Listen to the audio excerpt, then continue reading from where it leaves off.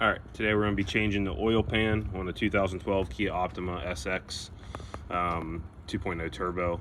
The oil pan is similar on pretty much all of the Kia Optima models, in addition to any of the 2.4 and 2.0 models for Hyundai or Kia motors. So this applies to many vehicles.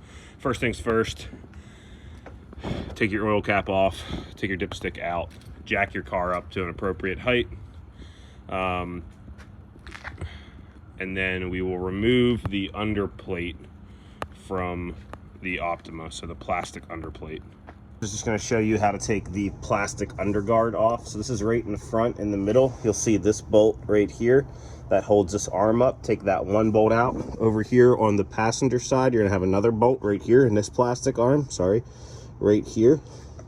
Take that one out. And there's a third one over here. I have it loosened already, so you're going to take that one out on this other arm. And then in the back, there's 3 bolts that correspond with the same arm. So again, driver's side back here, this bolt right there will come out. And then in the middle, on the passenger side of your spring here, you're going to have this one back here that holds that arm up. Take that one out. And then all the way on the passenger side at the back of the arm, right beside your oil drain plug, that bolt right there. All right, so let's slide under here and take a look. So right in the front is your oil filter.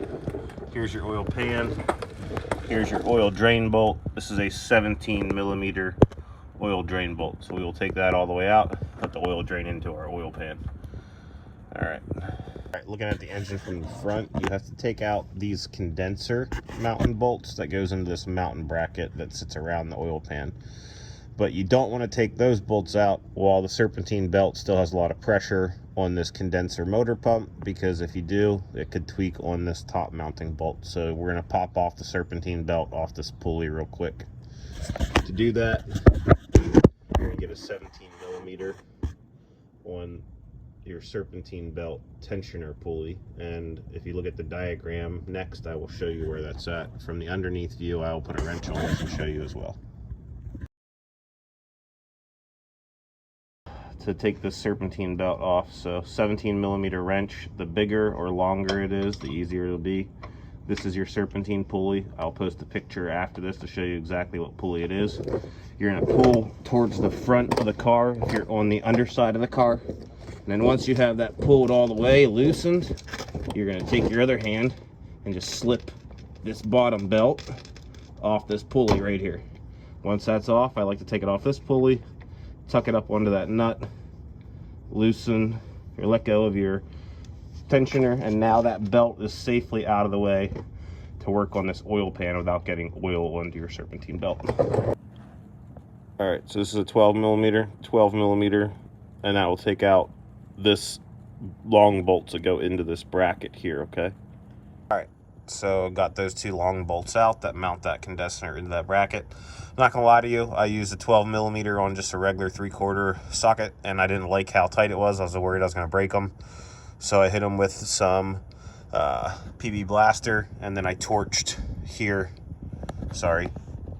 right here for this bracket, right here, and then right here on this bracket, and I just hit them with an impact. That way I didn't have to break the bolts, because if you break the bolts, you're gonna make your life way worse. All right, so now that condenser bracket is loose from the condenser, we now have to take out this mounting bracket that the condenser was mounted to, which is another 12 millimeter here, up through the middle here. You can see it upset there, and then over here on the side. So you'll have those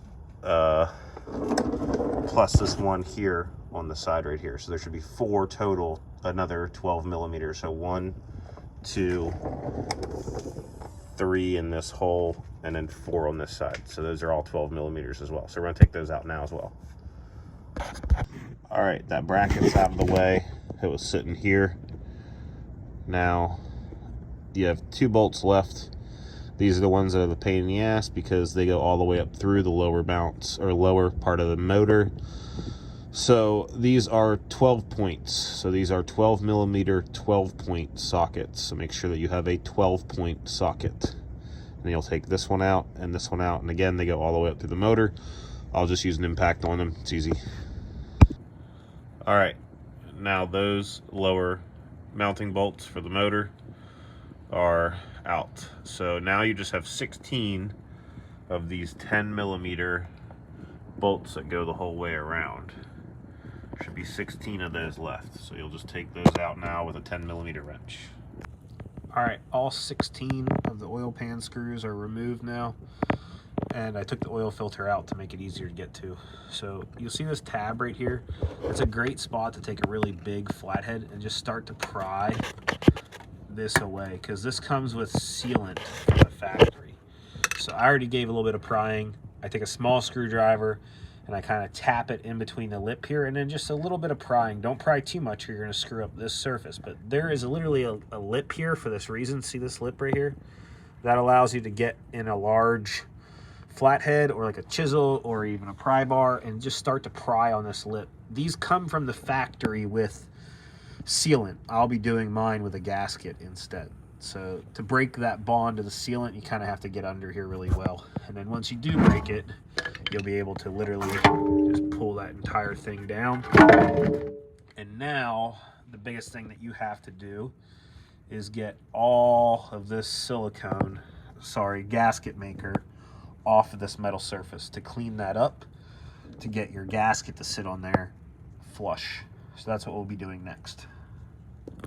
All right, so I have almost all the old RTV material off, and then I actually will clean this metal with a rag and carburetor cleaner so that I know it is clean of oil and any kind of contaminants, and then I don't have to worry as much. Mine, I know, was leaking because this car's got 225,000 miles, and I had the oil pan replaced at about 100,000, and they used RTV silicone, and it was leaking out of this back corner. So I don't trust the silicone. I'll be using a gasket. You can use any of the RTVs. I know that a lot of them use the gray now. The ultra black is rated for oil as well. Any of those products would be good for this application. All right, let's get the new oil pan on. So I'll be using mine with a gasket and no silicone whatsoever. Some people that use a gasket will say to put dabs on the corners to hold it in place, but I just find that using the bolts to line it up works better. All right, let's get the new one on. All right, new oil pan is in place, and I actually put all the bolts back in just so that I know that the gasket is lined up appropriate. And I hand tighten all of these 10mm bolts to make sure that they're not cross-threaded, and then I'll go along with a drill and just kind of tighten them up snug with a drill, and then I'll go and tighten them by hand with a small 10mm ratchet that I know will put them all tight. And then I'll take out the bolts that are to that metal bracket, and the main bolts that tighten up into the lower half of the motor, we'll tighten those. Then we'll put the bracket back on next. So stay tuned. We'll tighten all these 10mm bolts for the actual oil pan itself. All right, then we're going to tighten up our 12.12 millimeters that go through the lower motor. So that's one.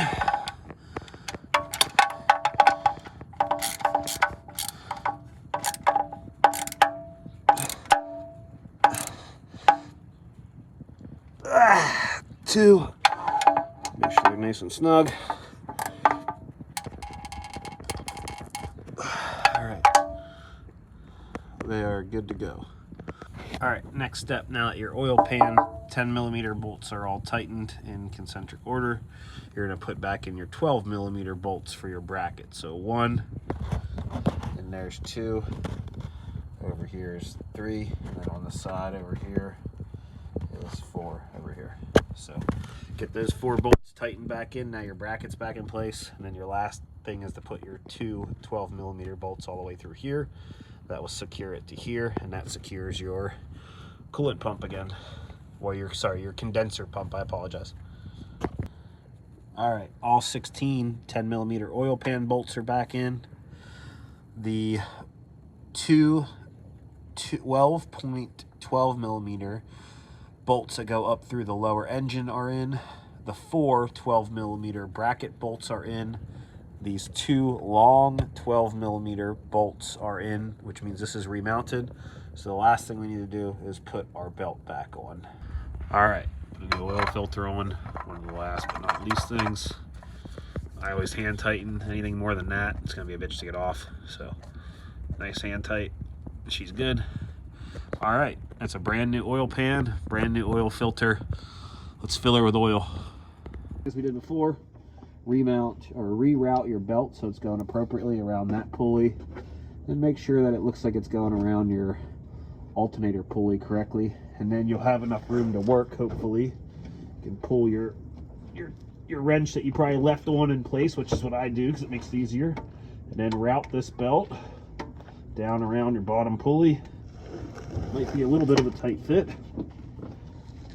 Sorry, my shoulder's probably in the way of y'all seeing appropriately. And if the belt's out of any grooves whatsoever, you might have a little bit of trouble getting it back on. There we go, getting there. It's hard to do this with one hand. Let me do this the other way there. There we go. All right, there we go. There, now you can see it's in the grooves here, in the grooves here.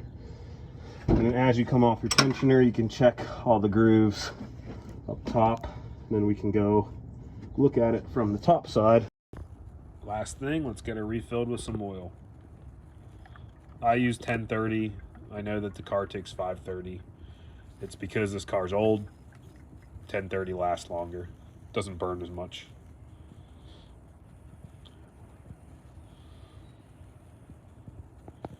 All right.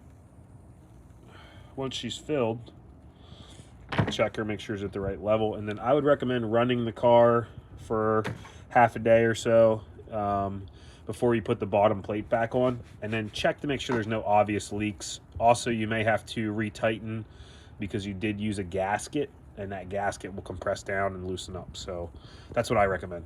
All right, hopefully you like and subscribe to my page after this video.